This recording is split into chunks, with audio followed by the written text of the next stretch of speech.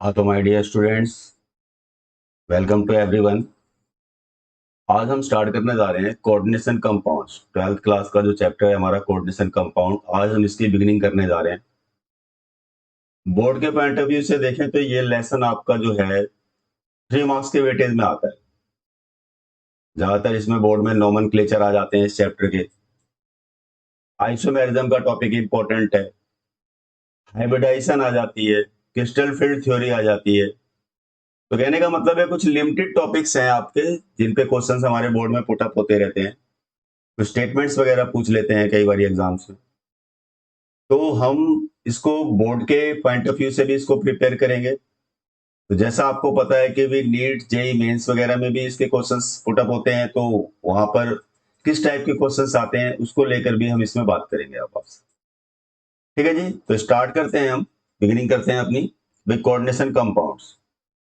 तो सबसे पहले देखिए डेफिनेशन ही आपको मालूम होनी चाहिए कि भाई कोऑर्डिनेशन कंपाउंड्स का बेसिकली मीनिंग क्या होता है, क्या मीनिंग होता है। तो जैसा कि नेम से ही इंडिकेट हो रहा है कि ऐसे कंपाउंड्स जिनमें कोऑर्डिनेट बॉन्ड पाया जाता है हमारा। कोऑर्डिनेट बॉन्ड क्या होता है? एक तरीके का आपका कोवेलेंट बॉन्ड होता है। कोऑर्डिनेट बॉन्ड क्या होता है कि एक तरीके का आपका कोवेलेंट बॉन्ड होता है। आप इसको बोल सकते हो special type of covalent bond. इसमें बॉन्ड तो दो के बीच में बनेंगे, लेकिन इलेक्ट्रॉन जो यूज करेगा बॉन्डिंग में केवल एक ही पर्टिकुलर एटम वहां पे यूज करेगा। जैसे कि देखिए, अब समझते हैं अपनी बातों को। कोऑर्डिनेशन कंपाउंड्स का मतलब है, देखिए, these are those compounds in which the central metal atom is linked to number of ions or neutral molecules by coordinate bond। देखिए ये इंपॉर्टेंट बात है हमारे लिए कि भाई कौन सा बॉन्ड होता है हमारा? Coordinate bond. इसमें क्या होता है? एक मेटल एटम होता है। मेटल एटम में जैसे अब यहाँ पे देखिए दो कंपाउंड्स के मैंने एग्जांपल दे रखे हैं। तो यहाँ पे जो Na है, Na क्या है यहाँ पे? ये आपका मेटल है। इसके साथ ये मॉलिक्यूल आपका जुड़ा हुआ है CO। ठीक है जी। यहाँ पे CO क्या है? एक न्यूट्रल मॉलिक्यूल है। क्या है जी हमारा? एक ये न्यूट्रल मॉलिक्यूल है। ठीक है। जैसे स्टेटमेंट क्या कहती है कि आपको एक सेंट्रल मेटल एटम है, उसके साथ में कुछ नंबर ऑफ आयंस या फिर न्यूट्रल मॉलिक्यूल अटैच होते हैं। तो न्यूट्रल मॉलिक्यूल है, जैसे अब यहाँ पर Fe क्या है देख लीजिए अब आप। तो Fe को बोलेंगे ये हमारा क्या है? एक मेटल है। और मेटल भी कौन सा? सेंट्रल मेटल एटम, इसको हम सेंटर में लेकर के चलेंगे। और आपका जो Cn है, ये जो Cn है, Cn क्या है हमारे पास में? एक आयन है हमारा। एक हमारा क्या है? आयन है। आप बोलेंगे Cn negative ion. Cn negative ion, ये क्या है हमारा? एक आयन है। अब दोनों के बीच में बॉन्डिंग कौन सी हो रही है? मेटल और इन मॉलिक्यूल्स के बीच में वो बॉन्डिंग आपकी हो रही है कोऑर्डिनेट बॉन्ड। अब आप देखिए, जैसे अब आपका निकिल है। निकिल के साथ में जब CO अटैच हो रहा है ना हमारा, ये देखिए CO जब आपका अटैच हो रहा है हमारा, इस तरीके से हमने देखो 4 CO लगा दिया हमने। तो यहां पर जब बॉन्ड बन रहा है वो कोऑर्डिनेट बॉन्ड बन रहा है। आपको पता है एक सिंगल बॉन्ड में 2 इलेक्ट्रॉन की रिक्वायरमेंट होती है बॉन्ड को बनाने के लिए। और वो दोनों के दोनों इलेक्ट्रॉन कौन यूज कर रहा है? आपका CO।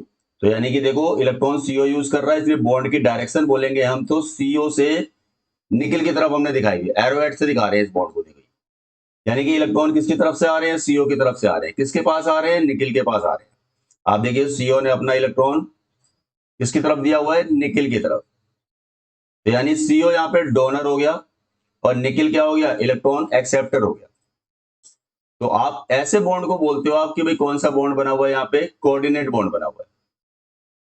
ठीक है जी, आपका कोऑर्डिनेट बॉन्ड बना हुआ है। अब जैसे अब दूसरे एग्जांपल की बात करते हैं यहाँ पर। तो जैसे Fe है, देखिए Fe के साथ में नंबर ऑफ Cn कितने लग रहे हैं हमारे पास में? 6। ये देखिए, ये आपका Cn, ये आपका Cn और ये आपका Cn। इस तरीके से हमारे पास में 6 Cn लग रहे हैं। और चार्ज कितना है आप देख रहे हैं इसके ऊपर भाई? हमारा 4 नेगेटिव चार्ज दिखाया हुआ है। ठीक है जी। तो एक्चुअली में क्या होता है? Cn क्या है यहाँ पे? इलेक्ट्रॉन डोनर है। कोऑर्डिनेट बॉन्ड जो बन रहा है वो किसके थ्रू बन रहा है हमारा? भाई आपका Cn के थ्रू बन रहा है। Cn क्या कर रहा है? अपना इलेक्ट्रॉन पेयर है वो यूज कर रहा है। वो किसके साथ में बॉन्ड बनाने के लिए यूज कर रहा है? Fe के साथ में। तो Fe के साथ में Cn का कोऑर्डिनेट बॉन्ड बन रहा है। ठीक है जी।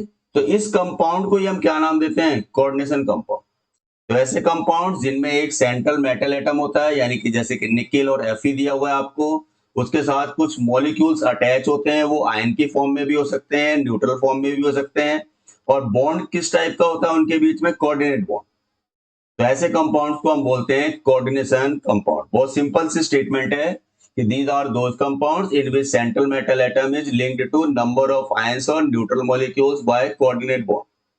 तो आई थिंक सो इतनी बात आपको समझ में आ गई होगी। बिल्कुल सिंपल सा कॉन्सेप्ट है। देखिए, अब आगे बात करते हैं कि जितने भी कंपाउंड्स बन रहे होते हैं उन कॉम्प्लेक्सेस की बात करें, अगर हम उन कंपाउंड्स की बात करें तो उनकी अलग अलग कैटेगरी बन जाती है, उनके अलग अलग टाइप बन जाते हैं हमारे।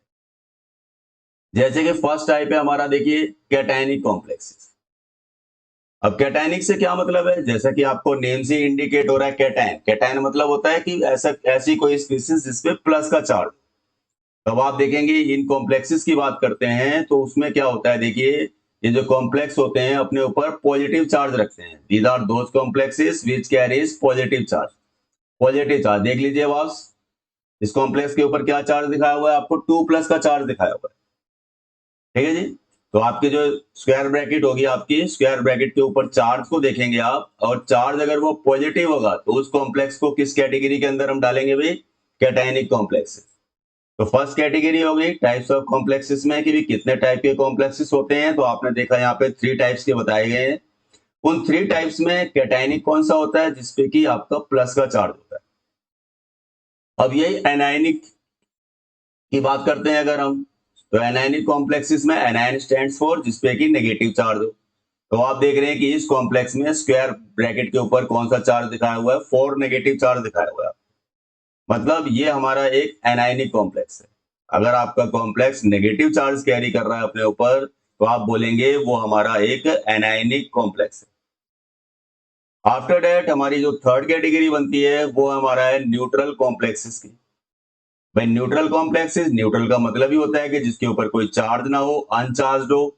तो आप ऐसे कॉम्प्लेक्सेस को बोलेंगे न्यूट्रल कॉम्प्लेक्सेस जिसके ऊपर कोई चार्ज प्रेजेंट नहीं होता है। देख लीजिए यहाँ पर कोई चार्ज नहीं है, यहाँ पे कोई चार्ज नहीं है, तो आप बोलेंगे ये हमारा एक न्यूट्रल कॉम्प्लेक्स हो गया।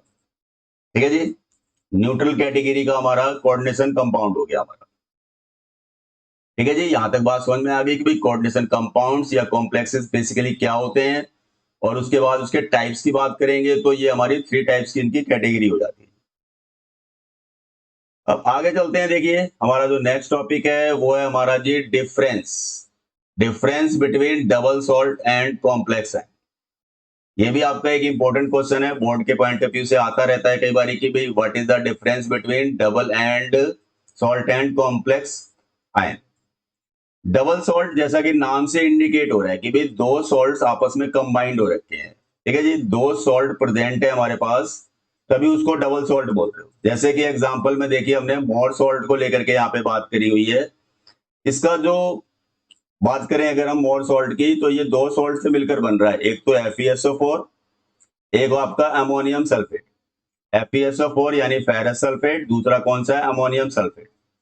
दोनों को कंबाइन किया हुआ है, देख लो, तभी हमारा इसे आप डबल सॉल्ट बोल रहे हो। आप इसका वैसे दूसरा नाम भी बोल सकते हो, आप अमोनियम फेरस सल्फेट बोलते हैं। क्या बोलते हैं जी? Ammonium ferrous sulphate. Mohr salt का ही आपका ये सेकंड नेम हो गया, कह सकते हो आप।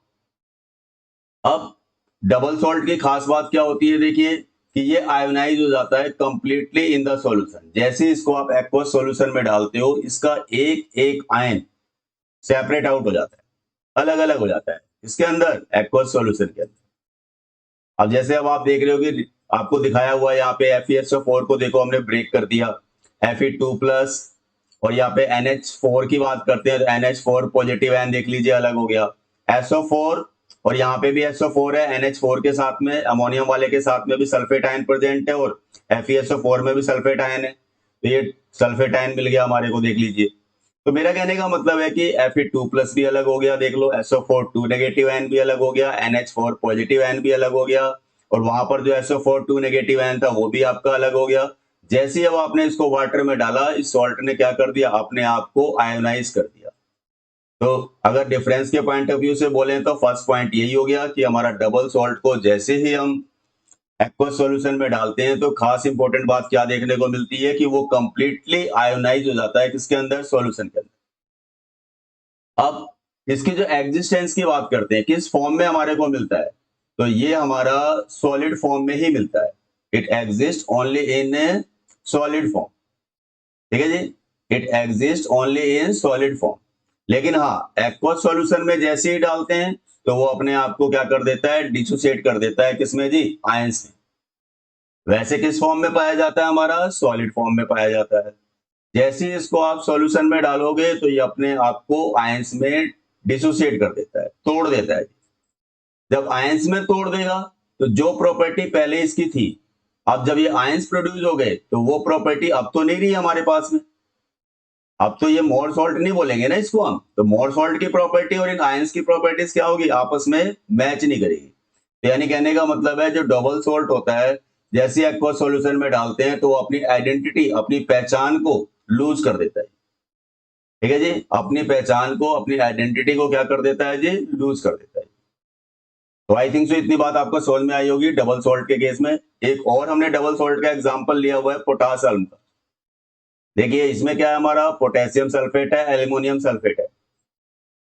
अब जैसे इसको हमने वाटर में डाला, एक्वस सॉल्यूशन में डाला, तो एक K+ अलग हो गया, देख लीजिए K2SO4 का SO4 अलग हो गया, एल्युमिनियम 3 पॉजिटिव अलग हो जाएगा एल्युमिनियम सल्फेट में, और SO4 2 नेगेटिव आयन अलग हो जाएगा। तो फाइनली आप देख रहे हो कि इस तरीके से ये आपका आयनाइज हो गया, ठीक है जी।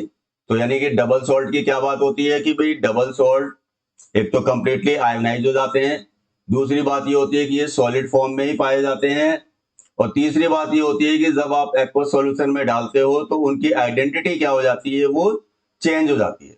अपनी खुद की आइडेंटिटी को वो क्या कर देते हैं जी, लूज कर देते हैं। तो ये सारी बातें आपने डबल सॉल्ट के अंदर करनी है। डिफरेंस आ जाता है एग्जामिनेशन पॉइंट ऑफ व्यू से देखें तो इसलिए आपने ध्यान देना है इस टॉपिक के ऊपर। बाकी कॉम्प्लेक्स क्या होता है, कॉम्प्लेक्स आयोनाइज नहीं करता है। अगर इसके आपका अपोजिट हम अगर हम कॉम्प्लेक्स आयन की बात करते हैं, तो अगर इसको कॉम्प्लेक्स को आप सॉल्यूशन में डालते हो तो उसका आयोनाइजेशन नहीं होता है, डज नॉट आयोनाइज। और इसकी जो बात करते हैं, ये अपने आप को आयोनाइज नहीं करता है, तो इसलिए ये सॉलिड फॉर्म में भी पाया जाता है और सॉल्यूशन में भी ये पाया जाता है। एक्वस सॉल्यूशन के अंदर भी अगर इसको प्लेस करेंगे तो अगर ये अपने आप को तोड़ ही नहीं रहा, ब्रेकअप ही नहीं कर रहा है, तो उस कंडीशन में जिस फॉर्म में ये सॉलिड फॉर्म में था उसी फॉर्म में वो एक्वस सॉल्यूशन के अंदर भी रहता है। यानी कि इसके अंदर कोई चेंज नहीं आ रहा होता है क्योंकि ये अपने आप को आयोनाइज ही नहीं कर रहा। तो आप बोल सकते हैं इसको हम सॉल्यूशन में भी कंसिडर कर सकते हैं और सॉलिड स्टेट में भी कंसिडर कर सकते हैं। थर्ड पॉइंट, आप बोल सकते हो जो कोऑर्डिनेशन कंपाउंड होता है वो रिटेन करता है अपनी आइडेंटिटी को, क्योंकि जब कोई चेंज ही नहीं आ रहा तो आइडेंटिटी उसकी क्या होगी, एज इट इज ही रहेगी। अब आप देखिए जैसे ये नीचे एग्जांपल लिया हुआ है CuNH3 4SO4, जो बाहर वाला जो होता है इसको बोलते हैं काउंटर आयन। आगे बात करेंगे इस टॉपिक के ऊपर भी हम, काउंटर आयन क्या होते हैं। तो एक्चुअली में जैसे ही आप वाटर में डालोगे तो कॉम्प्लेक्स आयन हमारा ये है, ये है, ये काउंटर आयन है। बाहर वाले को क्या बोलते हैं, SO4 को बोलते हैं काउंटर आयन। तो हमें SO4 से मतलब नहीं है, हमें तो किससे मतलब है, जो स्क्वायर ब्रैकेट दिखाई गई है आपको। आप देखिए वाटर में डाला हमने तो ये स्क्वायर ब्रैकेट में जो कुछ भी था, कॉपर था और NH3 था, वो देखिए एज इट इज हमारे पास है, उसकी बॉन्डिंग में कोई चेंजिंग नहीं आई है, ठीक है जी। इसने अपने आप को चेंज नहीं किया है, काउंटर आयन अलग हुआ है लेकिन आपका जो कॉम्प्लेक्स आयन है वो एज इट इज ही है, ठीक है जी। उसका किसी तरीके का कोई डिकम्पोजिशन नहीं हो रहा है हमारा। तो अगर हम बोले कि कोई टेस्ट लगा करके हम कॉपर की आइडेंटिटी कर सकते हैं या NH3 की आइडेंटिटी कर सकते हैं, तो वो चीज हमारे लिए पॉसिबल नहीं है, ठीक है जी। अगर आप बोलेंगे कोई पर्टिकुलर टेस्ट इन पे अप्लाई होता है कॉपर आयन को आइडेंटिफाई करने के लिए या अमोनिया को आइडेंटिफाई करने के लिए, बोलेंगे नो, क्योंकि ये अलग अलग ही नहीं है। जब अलग अलग होंगे तभी तो किसी पर्टिकुलर टेस्ट के ऊपर बात कर सकते हैं इस पे हम। तो आप सिंपल बोल सकते हो, ज्यादा हम कॉम्प्लिकेशन ना करते हुए सिंपल बात को मैं कहूं तो भाई आपको ये डिसोसिएट नहीं होंगे कॉपर 2 पॉजिटिव आयन और NH3 में, ये अलग अलग नहीं होंगे। तो आपको बात समझ में आ गई होगी कि डबल सॉल्ट और कॉम्प्लेक्स में क्या फर्क होता है। डबल सॉल्ट तो आयोनाइज हो जाता है सॉल्यूशन के अंदर, कॉम्प्लेक्स आयन जो होता है वो आयोनाइज नहीं होता है, ठीक है जी। और डबल सॉल्ट होता है वो सॉलिड स्टेट में ही एग्जिस्ट करता है, ठीक है जी। लेकिन हमारा जो कॉम्प्लेक्स होता है वो सॉलिड फॉर्म में भी एग्जिस्ट करता है, सॉलिड स्टेट में भी एग्जिस्ट करता है, as well as in solution भी एग्जिस्ट करता है वो। और डबल सॉल्ट जो होता है वो अपनी आइडेंटिटी को सॉल्यूशन के अंदर लूज कर देता है, और जो कॉम्प्लेक्स होते हैं वो अपनी आइडेंटिटी को लूज नहीं करते। तो ये आप डिफरेंस में पॉइंट डाल सकते हो आप, अगर आपके एग्जाम में डिफरेंस की बात करते हैं तो। अब आगे हम बात करते हैं कि जैसे कि सेंट्रल मेटल एटम या आयन से क्या मतलब है हमारा। सेंट्रल मेटल एटम या आयन से क्या मतलब है? देखिए, ये वो होते हैं, these are those to which one or more neutral molecules or ions are attached. तो उसी को क्या बोलते हैं अभी हम? सेंट्रल मेटल एटम या आयन बोलते हैं। यानी जिनके साथ न्यूट्रल मॉलिक्यूल्स या आयंस अपना बॉन्ड बना रहे होते हैं तो वो हमारे क्या कहलाते हैं? सेंट्रल मेटल एटम और आयन कहलाते हैं। सेंट्रल मेटल एटम को हम लुईस एसिड भी कहते हैं। लुईस एसिड से मतलब है इलेक्ट्रॉन डिफिशिएंट, भाई जिसके इम्पिटी ऑर्बिटल के अंदर दूसरा कोई मॉलिक्यूल अपने इलेक्ट्रॉन दे रहा है, यानी ये इलेक्ट्रॉन एक्सेप्टर होते हैं, आप कह सकते हो। आप जैसे कोई भी एग्जांपल ले लेते हो, आप जैसे कोबाल्टी है, NH3 है, ठीक है जी, 6 है, और ये जैसे हमने लगा दिया अभी 3 पॉजिटिव है। अब इसके अंदर अगर आपसे बोले कि सेंट्रल मेटल एटम क्या है, तो आप बोलेंगे ये जो हमारा कोबाल्ट है, यही हमारा सेंट्रल मेटल एटम है, यही हमारा सेंट्रल मेटल एटम है। तो मेरा कहने का मतलब है कि अगर आप किसी भी कॉम्प्लेक्स की बात करेंगे तो जैसे ही आपके स्क्वायर ब्रैकेट स्टार्ट होती है तो सबसे पहले स्टार्टिंग में आपको सेंट्रल मेटल एटम ही मिलेगा। ब्रैकेट के अंदर की बात कर रहा हूं आपसे मैं। तो सेंट्रल मेटल एटम का मतलब क्या हो गया कि ये वो होते हैं जिसके साथ में कुछ न्यूट्रल मॉलिक्यूल्स या आयंस अपना कोऑर्डिनेट बॉन्ड बना करके उससे अटैच होते हैं। और लुईस एसिड इसलिए बोलते हैं कि NH3 जो जैसे यहां पर दिया हुआ है तो ये इलेक्ट्रॉन डोनर है। NH3 के पास क्या होते हैं? लोन पेयर ऑफ इलेक्ट्रॉन होते हैं। इन लोन पेयर ऑफ इलेक्ट्रॉन को वो किसको देता है? इस कोबाल्ट को देता है कोऑर्डिनेट बॉन्ड बनाते समय। तो एक्चुअली में क्या होता है? सेंट्रल मेटल एटम कहां मिलता है? जैसे ब्रैकेट की आप स्टार्टिंग करोगे, आप स्क्वायर ब्रैकेट की जस्ट तुरंत बाद आपको ब्रैकेट में सबसे पहले आपको सेंट्रल मेटल एटम ही नजर आएगा। अगर आप इसकी पहचान करने की बात करें कि कहां पे मिलता है ये हमारे को किसी भी कॉम्प्लेक्स के अंदर, तो आई थिंक सो इतनी बात समझ में आ गई होगी। कोई और एग्जांपल लेना चाहेंगे आप? ठीक है जी, कोई और एग्जांपल भी ले सकते हो, जैसे कि Mn ले लिया मैंने, देखिए Cn है, 6 है, ठीक है जी, और ये जैसे दे रखा है आपको, देखिए 3 नेगेटिव है। तो यहाँ पर जैसे मैंने बताया, जैसे ही ब्रैकेट को स्टार्ट करते हो आप, सबसे पहले आपको क्या मिलता है? सेंट्रल मेटल एटम ही मिलता है। तो Mn ही क्या हो गया यहाँ पे? आपको बोलेंगे सेंट्रल मेटल एटम है, और इसको बोलते हैं मैंगनीज, ठीक है जी। और यहाँ पर आपको बात समझ में आ गई होगी। सेंट्रल मेटल एटम की बात करेंगे अगर हम, तो जिसके साथ में कुछ मॉलिक्यूल्स अपना कोऑर्डिनेट बॉन्ड बना करके, ठीक है जी, कॉम्प्लेक्स बनाते हैं, तो उसी को हम बोलते हैं सेंट्रल मेटल एटम, ठीक है जी। तो आगे चलते हैं, देखिए जो नेक्स्ट हमारा है जी, अब उन मॉलिक्यूल्स को लेकर के बात कर रहे हैं जो मेटल एटम के साथ में जुड़ते हैं, उनको बोलते हैं लिगेंड्स। लिगेंड्स क्या होते हैं? ऐसे आयंस या ऐसे मॉलिक्यूल्स को बोलते हैं जो सराउंड करते हैं, किसको सराउंड करते हैं? Central metal atom. तो सेंट्रल मेटल एटम को सराउंड करने वाले मॉलिक्यूल्स या आयंस को ही हम क्या बोलते हैं भाई? लिगेंड्स बोलते हैं, ठीक है जी। तो लिगेंड्स को भी अलग अलग कैटेगरी में हम क्लासिफाई कर सकते हैं। बाकी एक बात और मैं बता दूं कि ये हमारे लुईस बेस भी होते हैं। लुईस बेस इसलिए बोलते हैं कि ये इलेक्ट्रॉन रिच होते हैं। अगर एटलीस्ट बात करें अगर हमारे पास में, तो मिनिमम रिक्वायरमेंट क्या है किसी की कि भाई वो लिगेंड होगा, उसके पास लोन पेयर होना चाहिए। अगर लोन पेयर होगा, एक कम से कम मिनिमम एक लोन पेयर होना जरूरी है। अगर लोन पेयर नहीं है तो वो लिगेंड नहीं है। तो लिगेंड्स उनको बोलते हैं जो लोन पेयर ऑफ इलेक्ट्रॉन रखते हैं, ठीक है जी, इलेक्ट्रॉन रिच होते हैं, लुईस बेस कहते हैं उनको हम, और सेंट्रल मेटल एटम के साथ में वो अटैच होते हैं जी, ठीक है जी। आई थिंक सो इतनी बात समझ में आ गई होगी आप।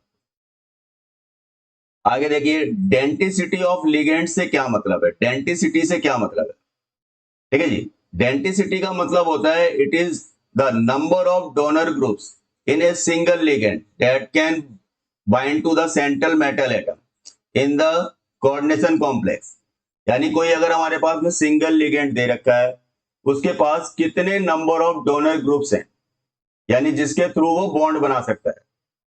ठीक है जी, यानी कि डोनर प्रॉपर्टी उसकी क्या है, वो एक बॉन्ड बना सकता है या दो बॉन्ड बना सकता है या तीन बॉन्ड बना सकता है। ठीक है जी, कितने नंबर ऑफ बॉन्ड वो सेंट्रल मेटल एटम के साथ में बना सकता है, तो वो उसकी डेंसिटी कहलाती है। भाई जितने डोनर ग्रुप्स होंगे, जितने बॉन्ड वो बना रहा है आपका सेंट्रल मेटल एटम के साथ में, वो उसकी क्या कहलाती है जी, डेंसिटी कहलाती है। अब जैसे आप नीचे देखिए, इसके टाइप से बात आपको समझ में आ जाएगी। बट टाइप्स ऑफ लिगेंड्स की बात करेंगे तो यहां पर सबसे पहले आ जाता है भाई यूनिडेंटेड लिगेंड। यूनिडेंटेड लिगेंड्स कौन से होते हैं भाई, ऐसे लिगेंड्स जिसके पास केवल एक ही डोनर एटम होता है, एक ही डोनर एटम होता है। ठीक है जी, जो बॉन्ड बनाता है। तो यानी कि आप सिंपल वर्ड्स में बात करें तो जिनकी डेंसिटी क्या होती है, 1 होती है। यानी कि अब आप देखिए जैसे कि फ्लोरीन हो गया, तो यहाँ पर आपको बताएंगे कि अगर ये सेंट्रल मेटल एटम के साथ में लिंक होगा तो अपना एक बॉन्ड बनाएगा।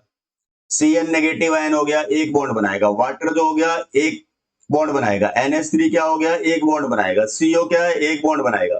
तो यानी कि कोई भी अगर आपको मॉलिक्यूल दे रखा है तो वो कितने नंबर ऑफ बॉन्ड बना सकता है सेंट्रल मेटल एटम के साथ में, वो क्या कहलाती है, उसकी डेंसिटी कहलाती है। उसी के अकॉर्डिंग लिगेंड्स को हमने अलग अलग कैटेगरी में सब डिवाइड किया हुआ है। तो ऐसे लिगेंड जो एक ही कोऑर्डिनेट बॉन्ड बना सकते हैं केवल मेटल एटम के साथ में, तो वो हमारे यूनिडेंटेट लिगेंड कहलाते हैं। तो डेफिनेशन को तो किसी भी तरीके से बोल सकते हो, जरूरी नहीं है कि आप यही बोलो कि which have one donor atom. आप सिंपल बोल सकते हो these are those ligands which can form only single coordinate bond with the central metal atom. तो ओनली सिंगल कोऑर्डिनेट बॉन्ड बनाएंगे तो उसको क्या बोलते हैं भाई, हम यूनिडेंटेट लिगेंड बोलते हैं। ऐसे देखिए बाइडेंटेट लिगेंड की बात करते हैं तो जिसके पास में दो डोनर एटम्स होते हैं, या एट द सेम टाइम आप बोल सकते हो कि भाई टू कोऑर्डिनेट बॉन्ड बनाते हैं, वो किसके साथ में, सेंट्रल मेटल एटम के साथ में। तो उन्हीं को क्या बोलते हो आप, बाइडेंटेट लिगेंड बोलते हो। क्या बोलते हो जी, बाइडेंटेट लिगेंड बोलते हो। तब इसके कुछ एग्जांपल्स देख लीजिए हमारे पास। एक तो दे रखा है हमने आपको इथाइलिन डाइयामाइन, एक दे रखा है आपको ऑक्जेलेटाइन। ये कुछ एग्जांपल्स हैं जिसमें हम बात करते हैं कि भाई नंबर ऑफ बॉन्ड कितने बन रहे हैं, दो बन रहे हैं। अब देख लीजिए एग्जांपल्स को। अब देख लीजिए ये हमारा ऑक्जेलेट आयन है। ऑक्जेलेट आयन क्या है हमारा, COO negative ion, COO negative ion. अब आप देख लीजिए एक पेयर तो यहां पर है, लॉन पेयर, एक पेयर यहां पर है। तो एट द सेम टाइम अगर हम ऑक्जेलेट आयन की बात करते हैं, जिसका फॉर्मूला क्या हो गया, एक तरीके से देखा जाए तो C2O4 2 नेगेटिव आयन। तो इस ऑक्जेलेट आयन की बात करते हैं अगर हम, तो ये एक टाइम में कितने बॉन्ड बनाता है भाई, टू बॉन्ड्स बनाता है, टू कोऑर्डिनेट बॉन्ड बनाता है, क्योंकि इसके पास इलेक्ट्रॉन पेयर कितने हैं देख रहे हो आप, टू इलेक्ट्रॉन पेयर्स है। ठीक है जी, कहीं पर भी ये लिंक होगा तो कितने नंबर ऑफ बॉन्ड बनाएगा, आप बोलेंगे एक अकेला मॉलिक्यूल आपका टू बॉन्ड्स बनाता है। अब जैसे देखिए इथाइलिन डाइयामाइन की बात करते हैं, तो आप देख रहे हो यहां पर कितने पेयर हैं, देख लीजिए एक पेयर यहां पर है और एक पेयर यहां पर है।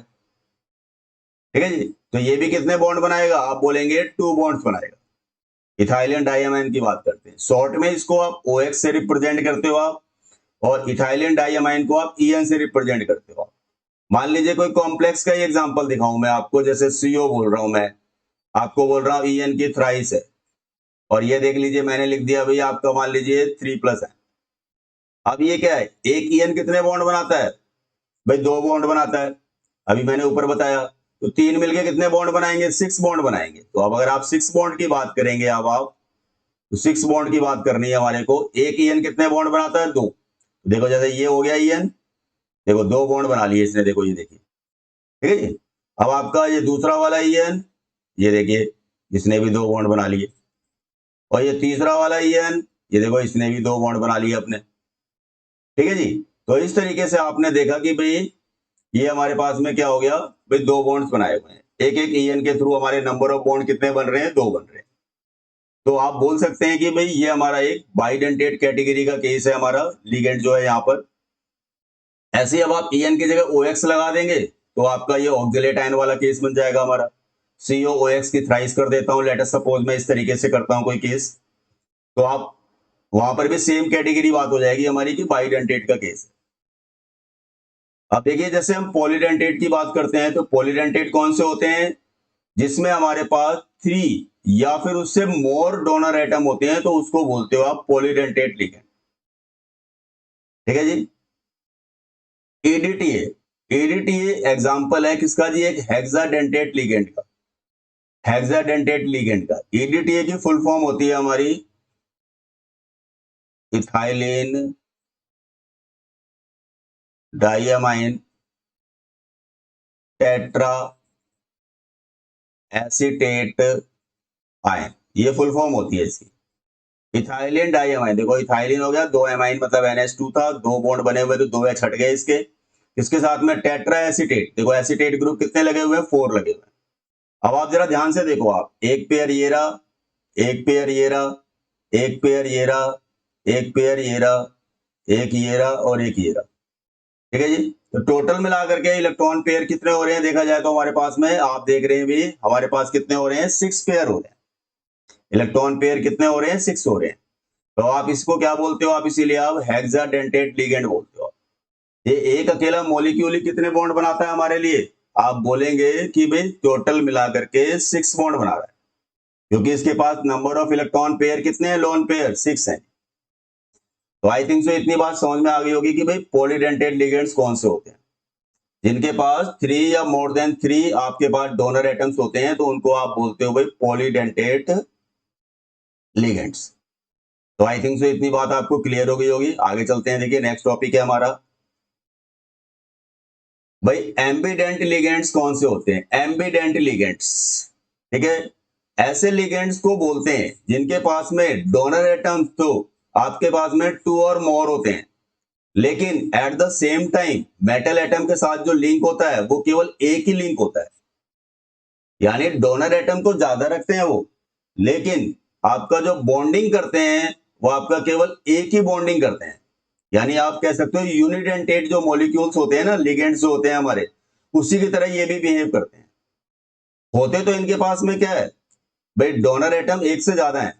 अब जैसे NO2 है तो N भी बॉन्ड बना रहा है, O भी बॉन्ड बना रहा है। जैसे अब आपसे बोलते हैं NO2, ठीक है जी, NO2 की बात करते हैं, तो आपका इसको ऐसे भी लिख सकते हैं और इसको हम ONO करके भी लिख सकते हैं।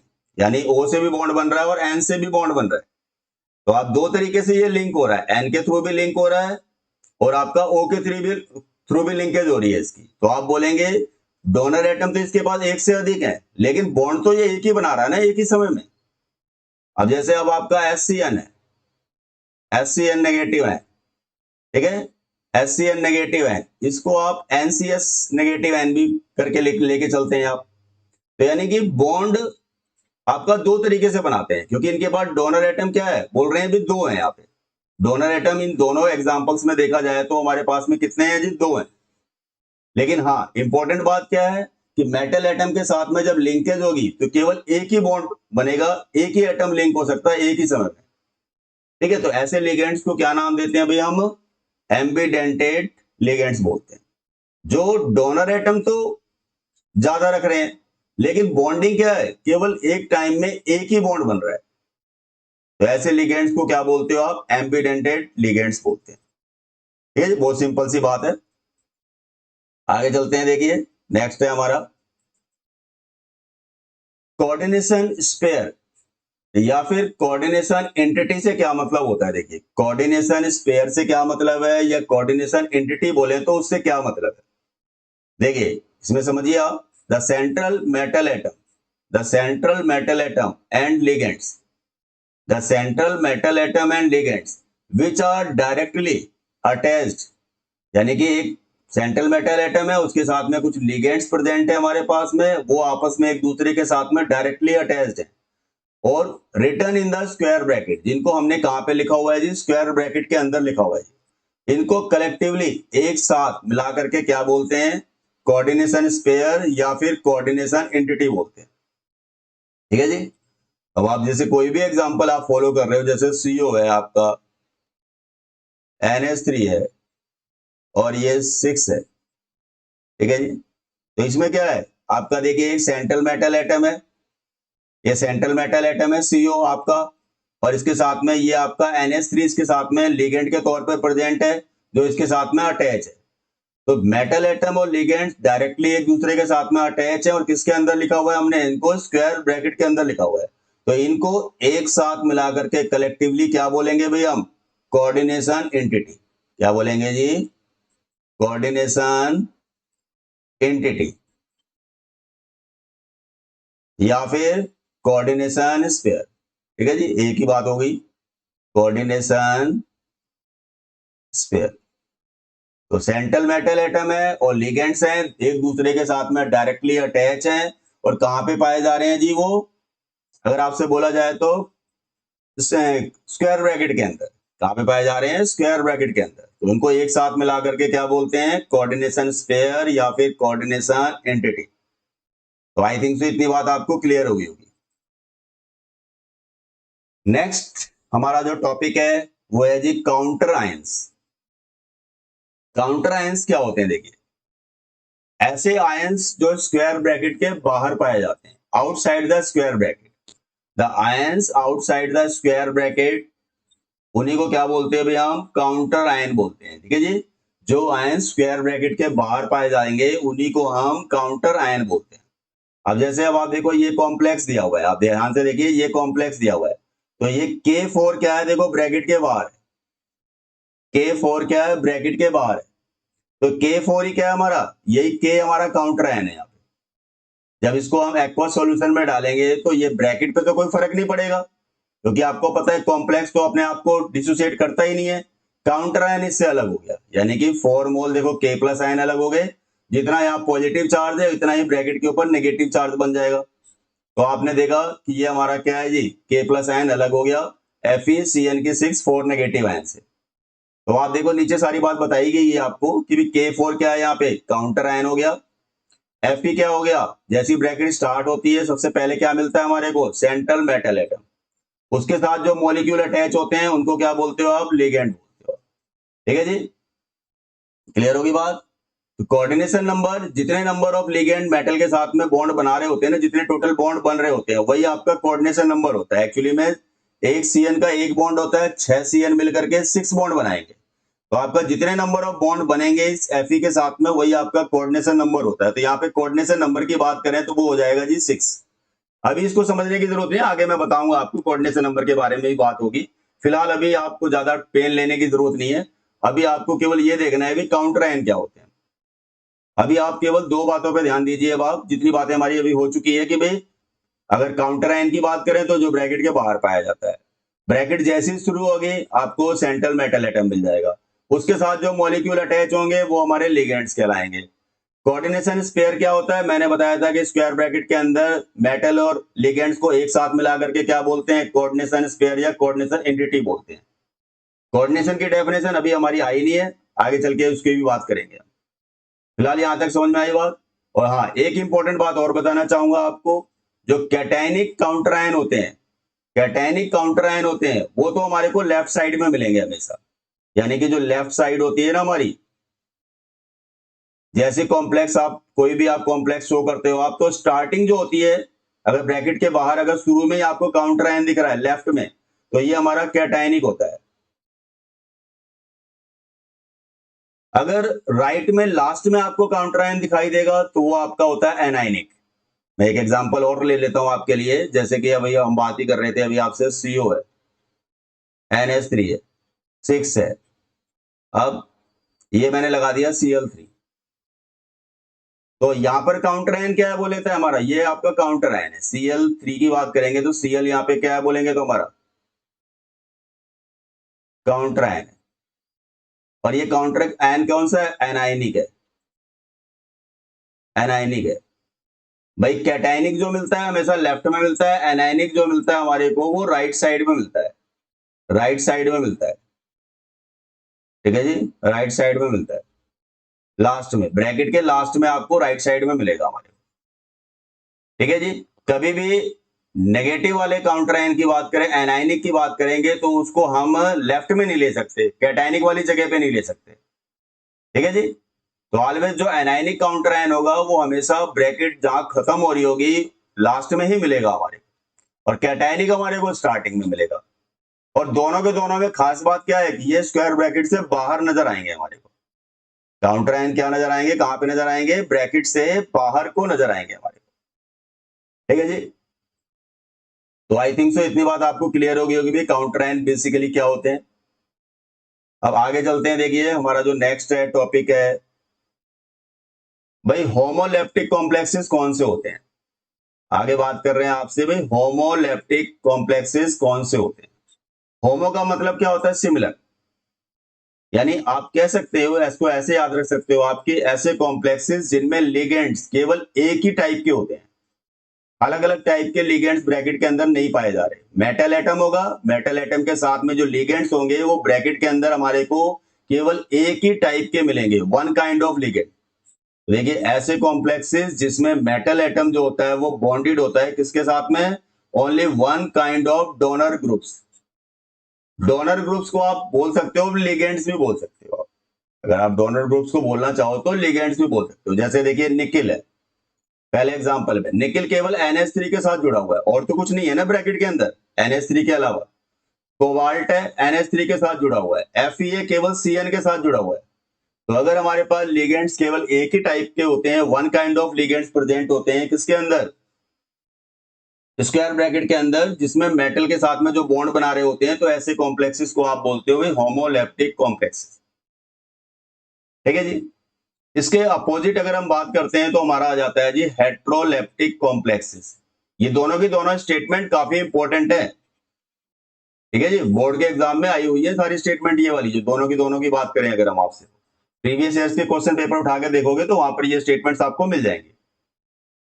होमोलेप्टिक और हेट्रोलेप्टिक कॉम्प्लेक्सेस की बात चल रही है, तो हेट्रो कौन से होते हैं, ऐसे कॉम्प्लेक्सेस होते हैं जिनमें जो मेटल एटम होता है वो बॉन्ड बना रहा होता है किसके साथ में, more than one kind of donor groups या more than one kind of ligands, कुछ भी बोल सकते हो आप।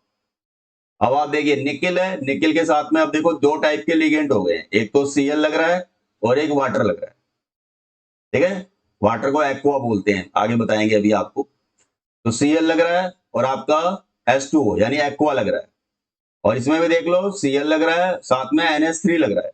तो कोबाल्ट के साथ में देख रहे हो भी आप, दो टाइप के लिगेंड, अलग अलग टाइप के लिगेंड प्रेजेंट है हमारे पास में, या अलग अलग टाइप के डोनर ग्रुप प्रेजेंट हैं। तो ऐसे कॉम्प्लेक्सेस को हम नाम देते हैं क्या जी, हम हेट्रोलेप्टिक कॉम्प्लेक्सेस। तो यहां तक आपको बात समझ में आ गई है, heteroleptic complexes, homoleptic complexes basically होते क्या है। ठीक है जी, तो आगे चलते हैं, देखिए हम। तो नेक्स्ट हमारा जो है वो है जी चिलेटिंग लिगेंड। क्या होते हैं चिलेटिंग लिगेंड?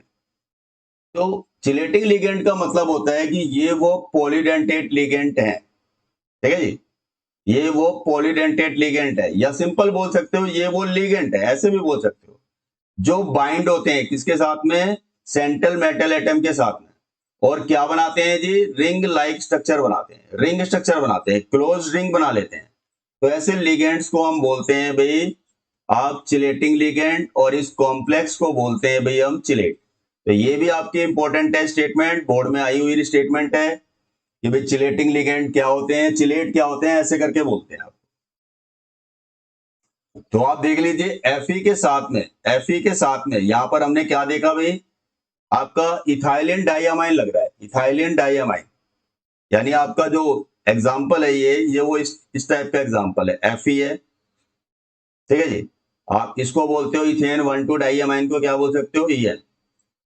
इसकी क्या कर रखी है आपने भाई यहाँ पे, ट्वाइस, दो मॉलिक्यूल है इथेन 1,2 डाइअमाइन के, और ब्रैकेट के ऊपर चार्ज कितना है बोला जाएगा हमारा भाई 2+, ये है जी।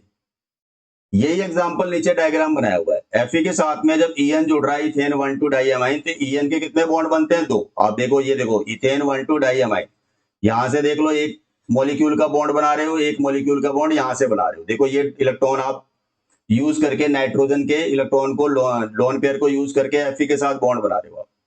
दूसरा मॉलिक्यूल भी इन द सेम वे आप देखो NH2 ये देखिए, अब आप ये अपना कोऑर्डिनेट बॉन्ड बना रहा है Fe के साथ में।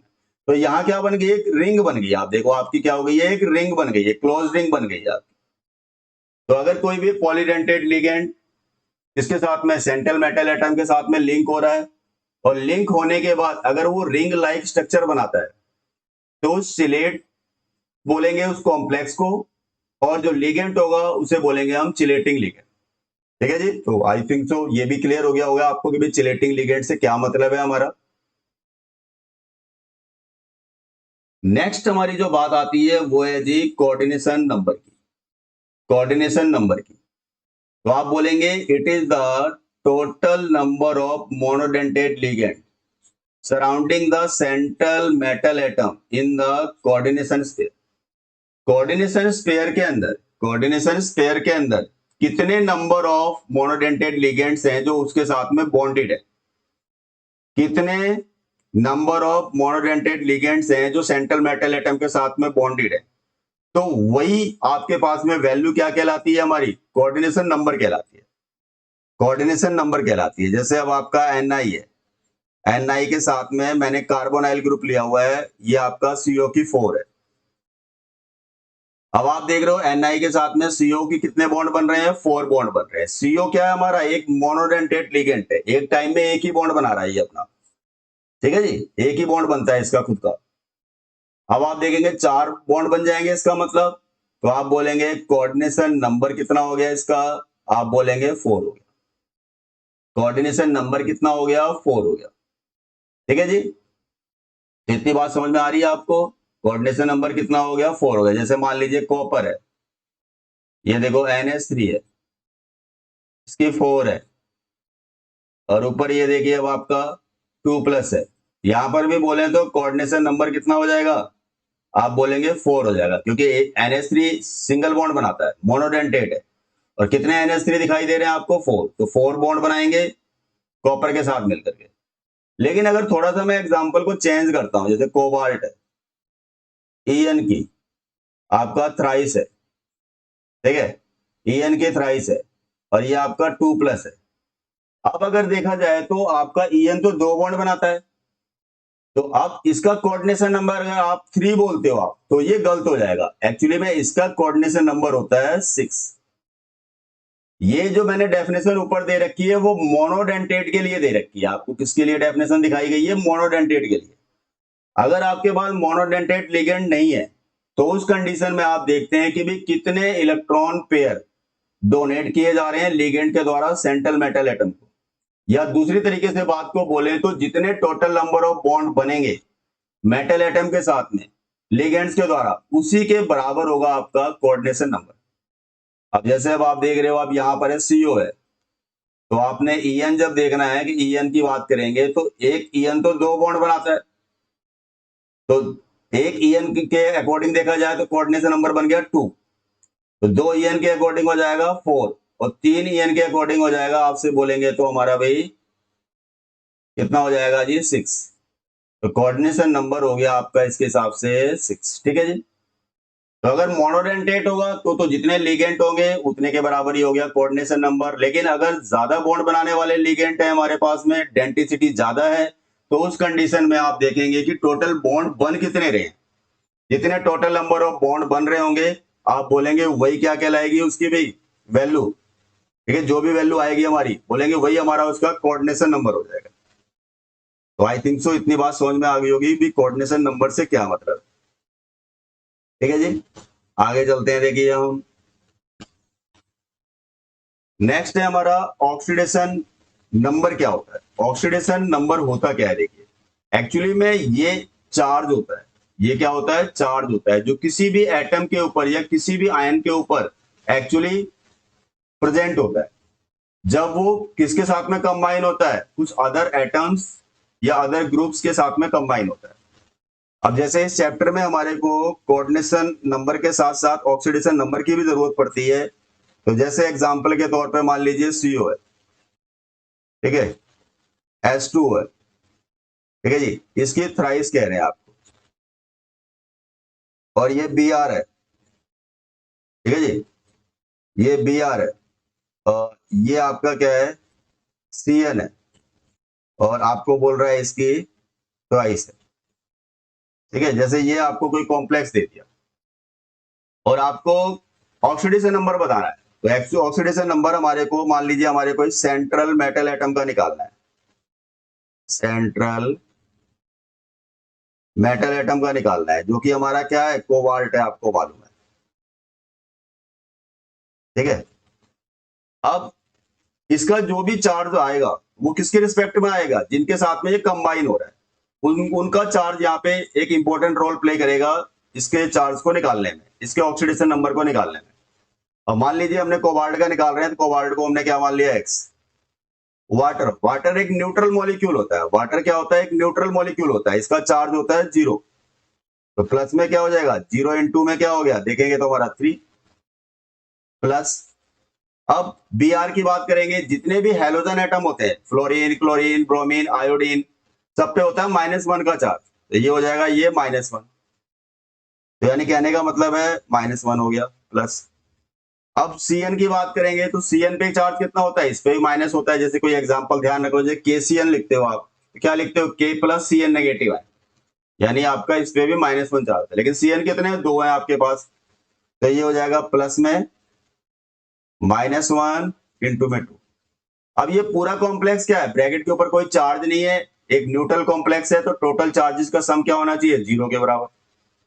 तो x की वैल्यू क्या हो जाएगी, देखो अब आपकी, वाटर वाला तो 0 ही हो गया, Br का -1 और Cn का -1 × 2 -2, माइनस का 3 हो गया, इक्वल टू को उस साइड लेके जाएंगे तो प्लस का 3। तो अगर आपसे बोले कि यहां पर हमारा ऑक्सीडेशन नंबर क्या आएगा, बोलेंगे कोबाल्ट के केस में, तो बोलेंगे +3 आ गया। ठीक है जी, बात समझ में आ गई भाई कि भाई ऑक्सीडेशन नंबर कैसे निकालते हैं।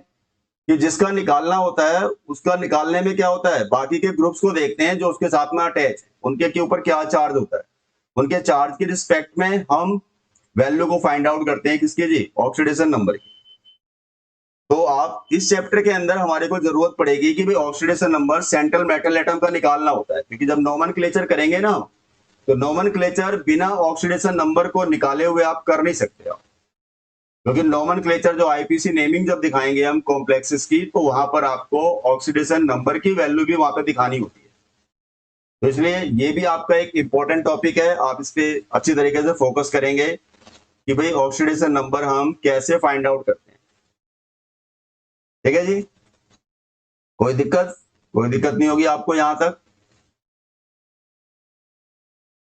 अब देखिए आगे हमारा जो टॉपिक है नेक्स्ट है, वो है जी कोऑर्डिनेशन पॉलीहेड्रॉन।